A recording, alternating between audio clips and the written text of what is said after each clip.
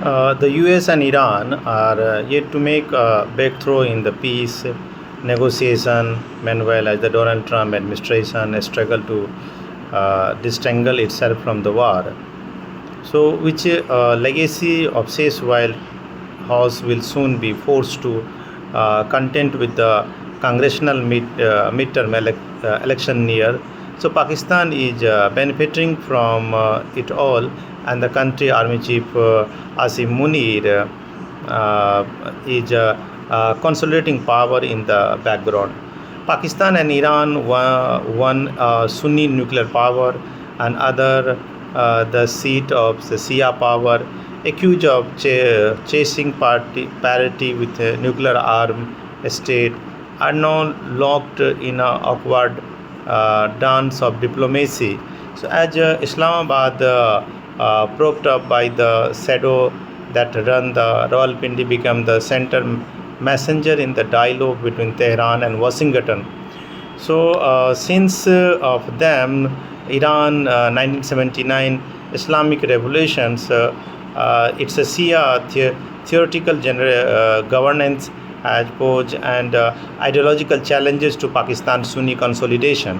However, Pakistan has almost exclusively targeted India in term. So, although the mistrust and skirmishes have always been there, and Tehran and Islamabad have never fought a full-scale war. So both have our searching military setup that fed into the daily politics and has also added the lack of kinetic actions. It is important to remember that prior to this episode of meditation, Pakistan neither had experience in playing this kind of role nor the kind of relationship with Iran that can be viewed as a desirable persecutors for the launching such a delicate multi-party endeavors. However, it did not once help the US normalize with China in the 1970 by cultivating its access to the both. So for now, two political players mark the oddity and the new Pakistan-Iran breach. The first Munir's newfound proximity to Trump, and the second Pakistan re-entry to the Islamic politics of the West Asia. In the January month 2024, Iran and Pakistan were firing the missile at each other's over the restrictive borders region, and Balochistan on the Pakistan side and the Sistan Balochistan on the Iran side. So Tehran targeted what claims were a stronghold, and Jaise al-Adl, the Sunni military groups, blamed the propagating cession of Iran and Sistan and Balochistan province as a part of the wider bloc autonomy movement. So much of the Iran-Pakistan tension, which go beyond just the Baloch issue and spill over into the Afghanistan and the allegations within the hierarchy of Afghan Taliban, has been shunted into the background into the decades that saw the American war on terror.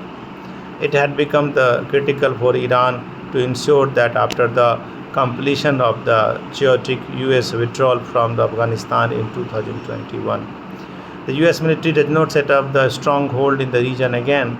In 2026, the Pakistan meditations with the blessing from both the US and its Arab alliance such as the Saudi Arabia has allowed to do the commerce for the periphery of Islamic world politics and assume the central role against the backdrop of the scant economic hope. Pakistan ingratiated itself to the Trump administrations and every available opportunity. It gave the Trump all credit for the stopping Operation Sindoor from escalating, become the only country that Israel to nominate the Trump for the Peace Nobel, and offered the US first access to the critical minerals deposit. The start did elegance of Munir as the US and China move on to the more comfortable G2 and G2 positions with the Trump visit to the Beijing on the May 13th. So Trump has even referred to the Munir as his favorite and held the marshal for the Tehran. And this overturn to not mean there is new cornerstones for the relations with Islamabad, while the fundamental mistrust the continue. So Tehran is displayed as the Washington for the off-ramp from the war. So Pakistan does not work on the long-term strategic. Instead, it prefers short-burst victory and Islamic destinations. So somehow has become a tool and not to burden for all-powerful Pakistani military in this pursuit. So while it's maintained an Iran-clad friendship with the China, financial relationship with the U.S. and Pakistan elite mirage that their country is not China client states. Even as there is a normal CCC with West, for Rawalpindi this is a particularly attractive. It can be mobilized against. So the current bonamic between Pakistan and Iran devoted history and reality and founded the need of the both country and these both individual participating the short-term political strife. So overall there is a lot of challenges are coming from Pakistan to India also. So India need to be aware.